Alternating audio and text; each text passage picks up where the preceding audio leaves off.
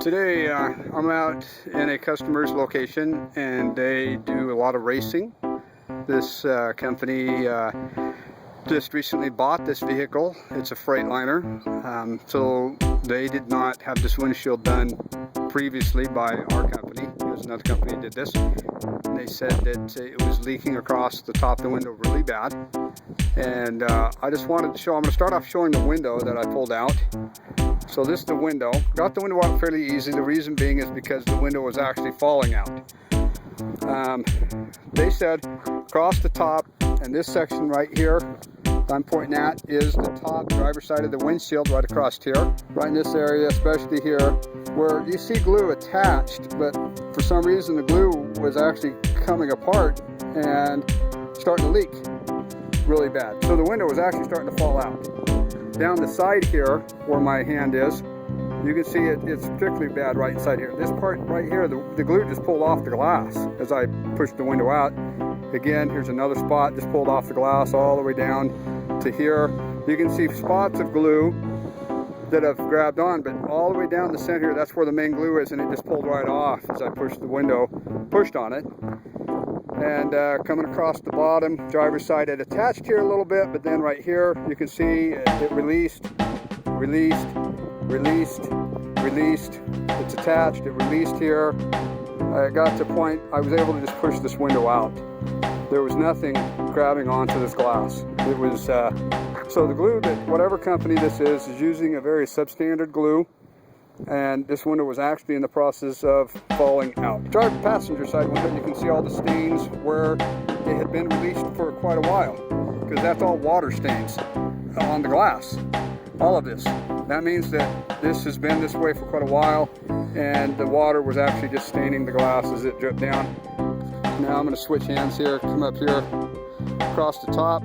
This the passenger side, it was released completely in this corner here. I didn't have to do any cutting at all. Okay, so this is the driver's side lower part of the windshield. Any of the white spots you see right here, white, up here you see white, that's all places where the glue had just released.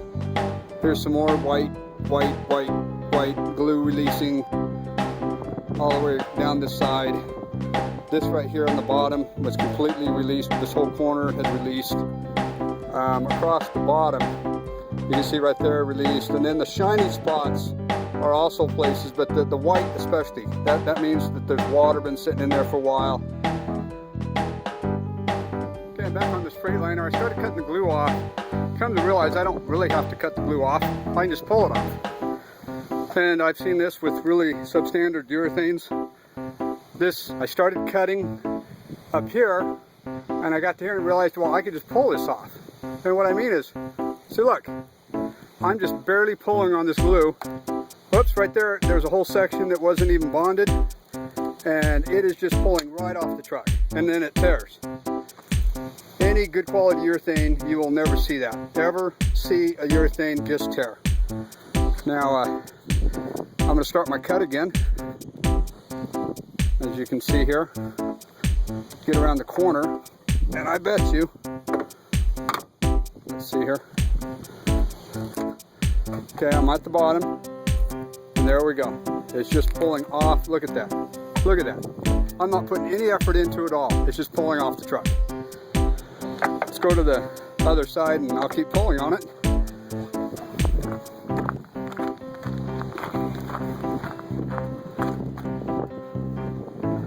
So what if this had been installed in your car and you had been involved in any sort of an accident? Not even a rollover. I'm not sure the window would have stayed in. So here you go, look, and it tears again, tears right off. Well, let's see here. Get it started again here. And I bet you I can just pull, and it just tears. Look at that. It just tears in half. This is some really low-grade urethane. A lot of companies are using this to save money nowadays. And there it is. Look at it, just pull right off. Just pulling right off. It should never, ever do. I should have to cut this off. And it just pulls right off. There you go. This is, wow.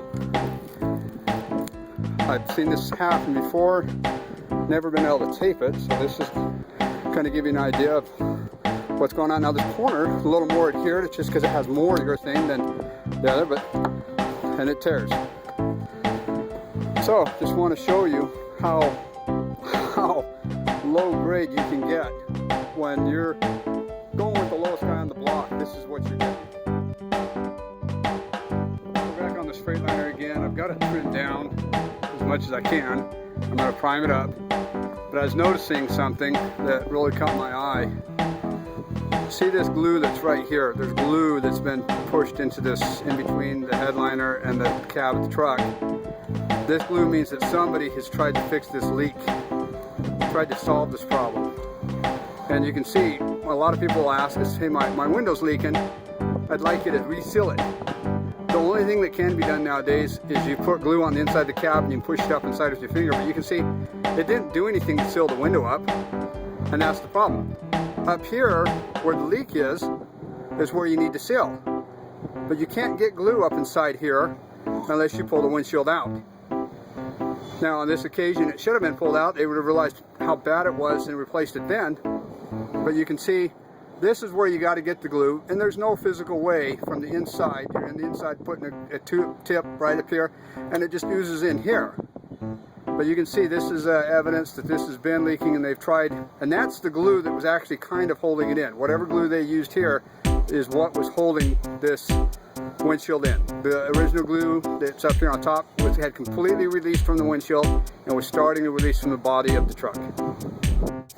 I did want to cover really quick. This is the primer I'm going to use on the pinch weld for Essex. It's a 5404A primer, specifically made. You can see the little symbol on it. It says not for glass. It's specifically made for the pinch weld, for any scratches I've made, so that we won't have any rust on this vehicle in the years to come. It'll protect it, and any small areas where the adhesion was real bad, it'll help with that adhesion as well.